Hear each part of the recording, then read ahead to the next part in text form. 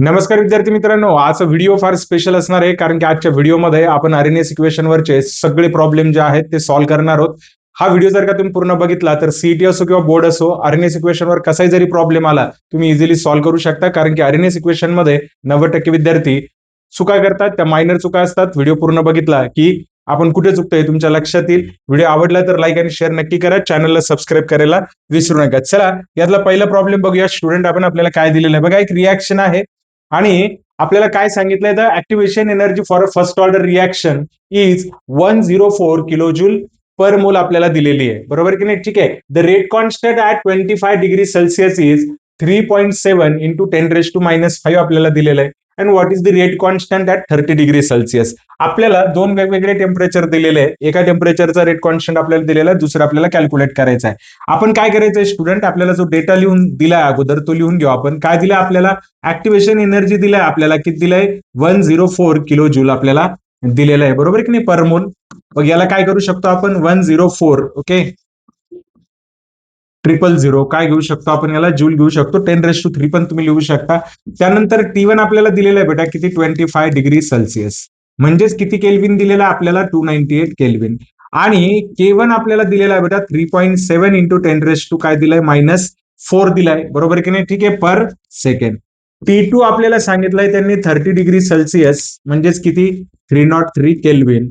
आणि आपल्याला त्यांनी विचारलंय की K2 किती असायला पाहिजे, बरोबर की नाही? ठीक आहे.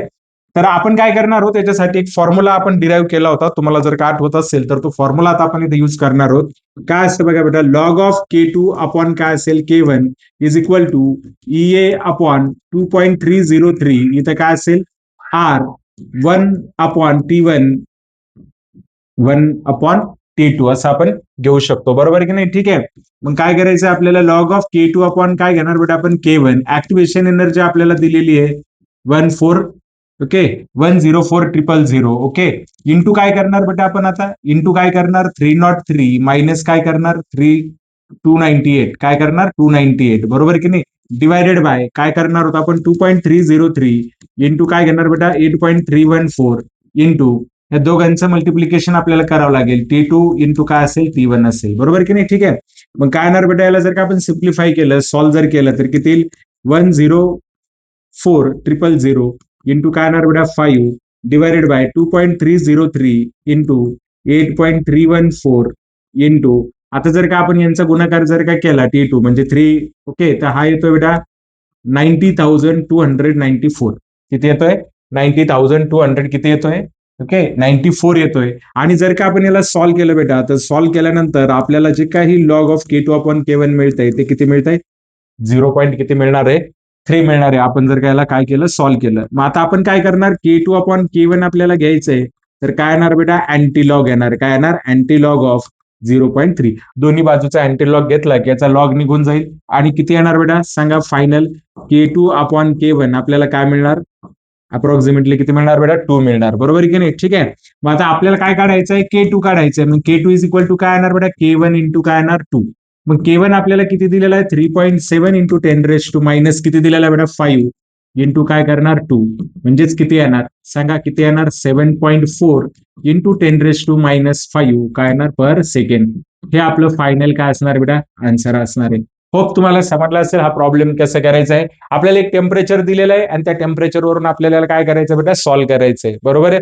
ठीक आहे, चालेल. आता असाच आपल्याला पुढचा एक प्रॉब्लेम सॉल्व्ह करायचा आहे. काय दिले बघा, what is the energy of activation of a reaction whose rate constant doubles when the temperature changes from 303 kelvin to 313 kelvin. चालेल, आपल्याला जो डेटा अगोदर दिलेला आहे ना तो आपण लिहून घेऊ, बरोबर की नाही? ठीक आहे. आपल्याला T1 दिलेला आहे बेटा. काय दिलेलं आहे? T1 किती दिलेलं आहे? 303 केल्विन. आणि T2 किती दिलेला आहे बेटा? 313 काय दिलाय? केल्विन दिलाय, बरोबर की नाही? ठीक आहे. त्याच्यानंतर T1 जर असेल तर T1 ला काय असणार आहे? K1 असणार आहे. आणि T2 जर असेल तर काय असणार आहे? K2 असणार आहे. आणि त्यांचं म्हणणे काय आहे? K2 is twice than K1. म्हणजेच मी काय घेऊ शकतो? K2 upon K1 is equal to काय घेऊ शकतो बेटा? 2 घेऊ शकतो. ही इन्फॉर्मेशन आता आपल्याकडे आहे आणि ह्या इन्फॉर्मेशनवर ना आपल्याला पुढचा प्रॉब्लेम सॉल्व्ह करायचा आहे, बरोबर की नाही? ठीक आहे. मग आपल्याकडे फॉर्म्युला काय आहे? लॉग ऑफ K2 अपॉन काय बेटा? K1. हा, याच्यामध्ये आपल्याला कॅल्क्युलेट काय करायचं सांगितलंय त्यांनी? ऍक्टिव्हेशन एनर्जी कॅल्क्युलेट करायची सांगितली, बरोबर की नाही? ठीक आहे.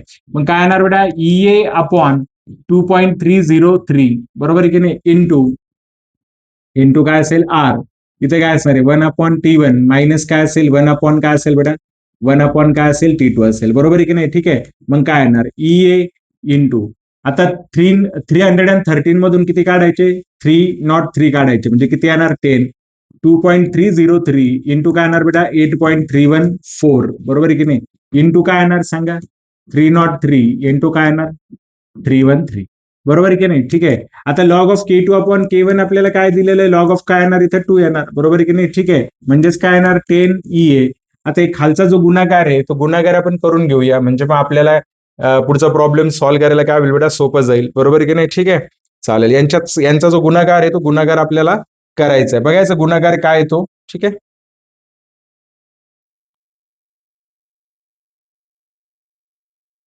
Let us C.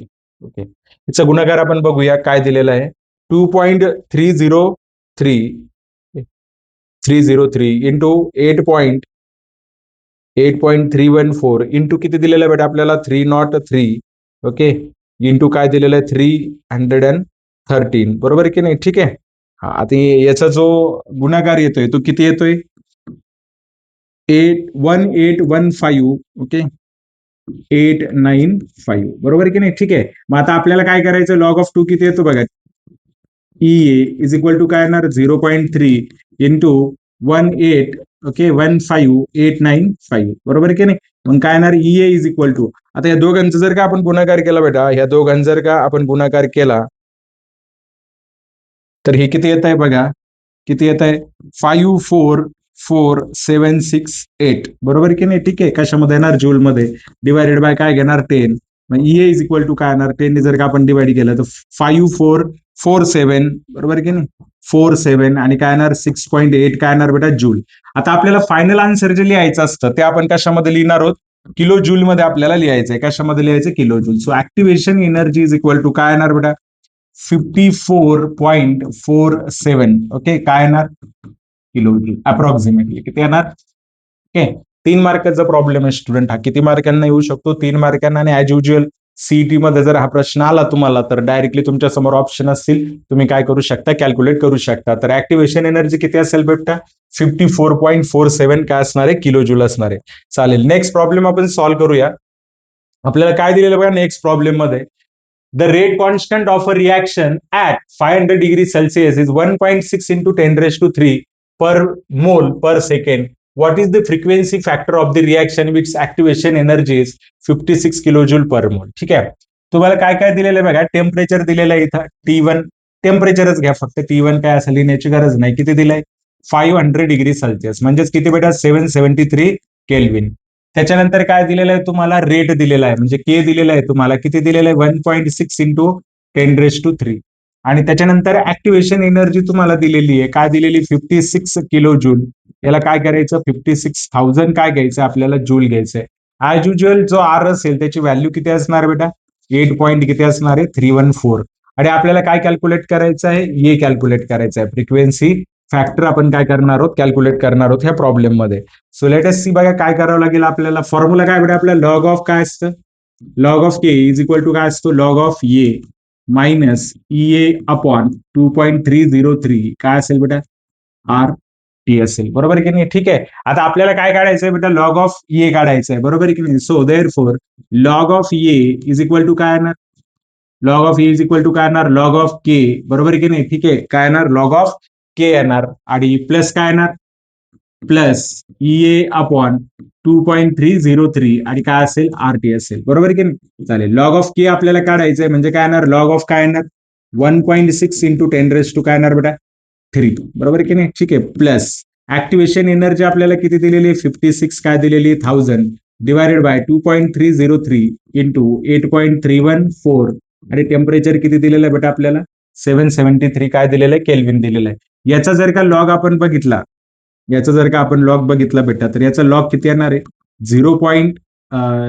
सॉरी हा ठीक आहे, याचा लॉग किती येणार 1.6 जर लॉग घेतला 16चा जर आपण लॉग घेतला तर तो किती येणार जर आपण 2चा जर घेतला तर 0. किती येतो 3 म्हणजे एक अप्रॉक्सिमेटली आपण काय करू शकतो याचा लॉग किती घेऊ शकतो 0 पॉईंट किती घेऊ शकतो 25 घेऊ शकतो किंवा 20 घेऊन टाकू किती घेऊन टाकू 20 आणि प्लस काय येणार इथं 3 म्हणजेच किती लिहू शकतो मी याला प्लस काय करायचं आपल्याला ठीक आहे काय करायचंय 56 हे ब्रॅकेटमध्ये घ्यायचा 1000 डिवायडेड बाय 2.303 इंटू 8 पॉईंट काय असणार आहे 314 आणि इंटू काय असणार आहे 773 ओके चालेल आता काय येणार बेटा या दोघांची ऍडिशन काय येणार 3.20 प्लस आता हे यांचं जे आपल्याला दिलेलं आहे ना तर ही व्हॅल्यू आपण काय करू कॅल्क्युलेट करून घेऊ बघूया याची व्हॅल्यू किती येते किती दिलेलं आहे बेटा आपल्याला जी व्हॅल्यू दिलेली आहे ती किती दिलेली आहे ती आपण करून घेऊ ठीक आहे 56 ओके 56,000 होता ना ठीक आहे इथं थोडंसं एक मायनर आपल्याकडून लिहिण्यामध्ये चुकी झाली बरोबर की नाही ठीक आहे याला पुन्हा करेक्शन करू आपण कारण की 56,000 बरोबर की नाही ठीक आहे 56 काय असेल 1000 डिवायडेड बाय 2.303 बरोबर की नाही ठीक आहे डिवायडेड बाय 8.314 बरोबर की नाही आणि डिवायडेड बाय किती 773 केल्विन बरोबर की नाही सो 3.78 किती येत आहे बेटा हे 3 पॉईंट किती येणार आहे 788 बरोबर की नाही आणि ह्या सगळ्यांची जर का ह्या दोघांची जर का आपण ऍडिशन केली तर किती येणार आहे 6 पॉईंट किती येतं बेटा 6 पॉईंट किती येतात 98 म्हणजे अप्रॉक्सिमेटली आपण याला 7 घेऊ शकतो किती घेऊ शकतो लॉग ऑफ ए काय येणार बेटा 7 येणार बरोबर की नाही ठीक आहे तर लॉग ऑफ ए जर 7 आलं असेल तर मग ए कसं कॅल्क्युलेट करणार आपण सांगा so A is equal to काय असेल अँटी लॉग ऑफ आता एक सर्वात महत्वाचं आता एक सर्वात महत्वाचं सगळ्यांनी लक्षात घ्यायचं आहे की इथं ही जी व्हॅल्यू आपल्याला दिलेली आहे ही व्हॅल्यू कशी असणार आहे एनर्जीची जी व्हॅल्यू आपण घेतलेली नाही प्लसच आहे त्यामुळं आपण इथं पण प्लसच घेऊ शकतो काही प्रॉब्लेम नाही याला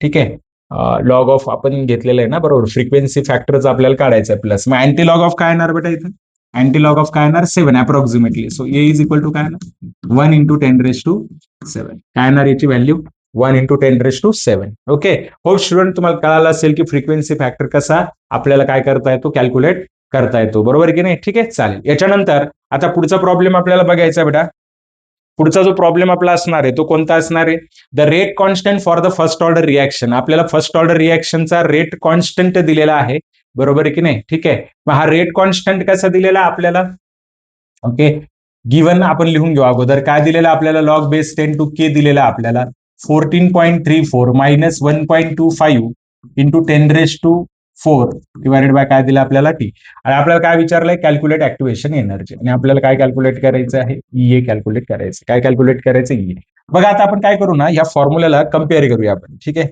या फॉर्म्युल्याला काय करू log base 10 to K is equal to काय घेऊ log of A minus EA upon 2.303 आणि काय घेऊ आपण आरटी बघा आपण जर काय केलं ना की याला आणि याला जर का सेम कन्सिडर केलं तर मग आपण काय करू शकतो सांगा आपण काय लिहू शकतो सो देअरफॉर काय लिहू शकतो आपण ठीक आहे minus EA upon 2.303 R T is equal to काय येणार बेटा काय येणार मायनस 1.25 इंटू 10⁻⁴ डिवायडेड बाय काय येणार टी येणार काय येणार डिवायडेड बाय टी बरोबर आहे की नाही आता मला सांगा जर का सपोज इथं आपण टी टी काय घेतलं इथं जर टी जर का आपण काय केलं कॅन्सल केला बरोबर की नाही हे पण काय होणार कॅन्सल होणार मग ईए इज इक्वल टू काय येणार सांगा ईए इज इक्वल टू काय येणार 2.303 बरोबर की नाही इंटू 8.314 इंटू काय येणार 1.25 इंटू काय येणार बेटा 10⁻⁴ येणार बरोबर की नाही आणि जर का आपण ह्या सगळ्यांचं जर का मल्टिप्लिकेशन केलं ह्या सगळ्यांचं जर का आपण काय केलं बेटा